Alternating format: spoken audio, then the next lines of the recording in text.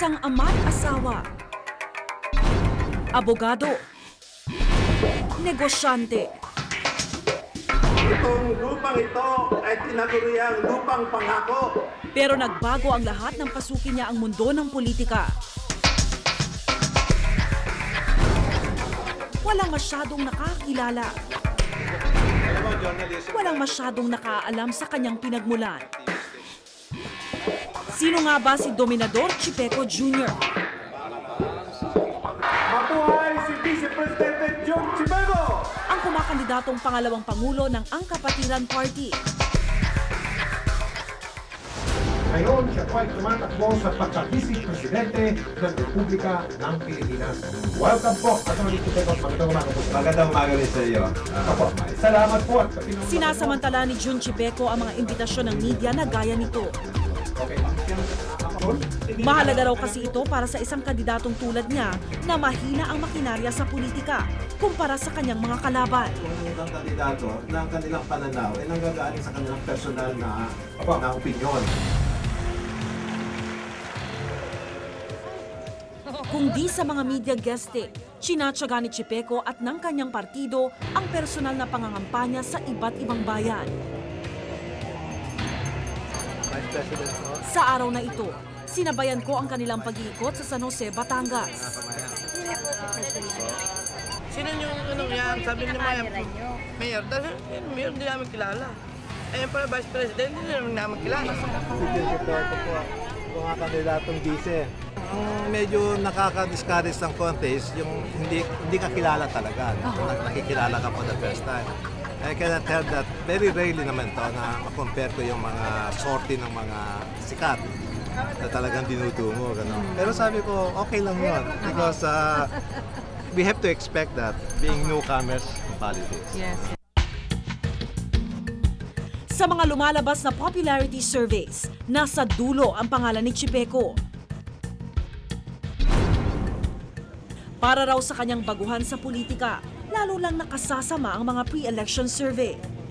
Ang kanilang pag-iisip is bakit tayo boboto sa isang talunan na hindi lumalabas sa surveys. So nawawala na yung merits ng candidates, nawawala na yung plataforma nila. Isang dating tax lawyer si Chipeco. Kung pala rin siyang manalo, lilinisin daw niya ang korupsyon sa pangungulekta ng buwis. Do a reshuffling more often than being done today. And not only at the examiner's level, but also at the higher level of the revenue district officer and the regional director.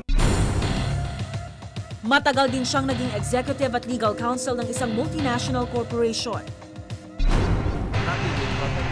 Pero kahit pa may pera, di raw niya kayang tapatan ang gasto sa kampanya ng kanyang mga katunggali. Ang gastos sa kampanya, if you don't mind? Well, siguro, sarili kong pera so far, you will not believe this. Pero siguro, mga 50,000, 60,000. 50,000, 60,000 since the campaign period started.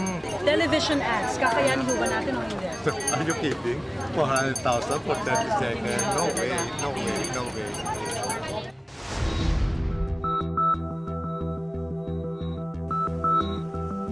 Nakaaangat sa buhay si Chipeco.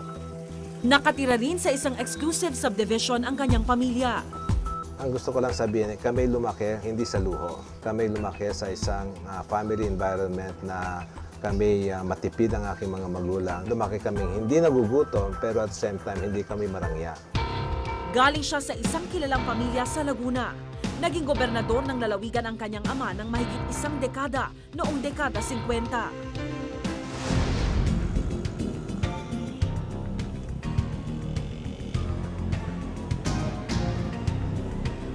Sa Laguna, pamilyar ang mga taga rito sa kanyang pangalan. Ako po si Jun Chipeco, sa Vice President. Bukod din sa kanyang ama, dating kongresista rin ang kanyang tiyuhin, mayor ang kanyang pinsan, at kongresista ang kanyang pamangkin. Kahit pa nasa politika ang kanyang angkan, hindi raw naniniwala si Chipeco at ang kanyang partido sa mga dinastiya. Bakit po tayo tumatakbo sa pagka-Vice Presidente? Ulitin ko lang po, kung wala ho tayong karanasan sa politika. Ang karanasan na hinahanap natin sa politika ay hindi lamang nababase kay naging mayor na o naging konsyal na. Ang inaalay mo sa bayan ay yung buong pagkatao. Kami ang mga kandidatong hindi trapo. Alam niyo. Habang nasa kampanya, binisita rin ni Chipeco ang St. John Colleges sa baluarte ng kanyang pamilya sa Calamba, Laguna. Isa siya sa mga may-ari ng eskwelahang ito. Minsan nang nauwi sa kontrobersyang eskwelahan nang hindi nagkasundo ang korporasyon at unyon ng mga guro sa usapin ng sweldo at benepisyo. 1998 nang ipasara ang nooy St. John Academy. Di raw gaanong naramdaman ng mga guro ang tulong ni Chipeco noon. Hindi talaga. Ngayon lang namin nalaman. Hindi namin talaga alam. Kaya nga sabi ko, wala palang stock ng mga Chipeco, sabi ko gano'n. Kasi siyempre ang mga stockholder naman dyan, pagka medyo maliit-liit lang, siyempre may mga kaya, hindi masyadong pinapansin nila yung kanilang dyan. Nagsuggest ako ng amicable settlement. Stockholder ka na isang institusyon na marami ring stockholders. Isang miyembro ka lang sa isang board of directors. The most that I could do, nag-recommend ako na mag-usap ulit. Nagsampa noon ng kaso ang mga guro. Noong 2008, nanalo sila sa kaso at nagbayad ang korporasyon ng tinatayang 17 milyong piso bilang danyos. Kung maluknok daw siya sa pwesto, bagamat usapin sa labor ang isang kinasangkutan ng kanilang eskwelahan, gustong pagtuunan ng pansin ni Chipeco ang Department of Labor. Maraming malalaking establishmento na malaki ang kinikita na kaya naman nila mag-regularize ng employees. Sapagkat available yan sa labor code natin. Matatag si Chipeco sa pananalig sa kanyang kampanya. I believe 100% mananalo ako at hindi lang ako, pati si JC De Los Reyes and I think our senators.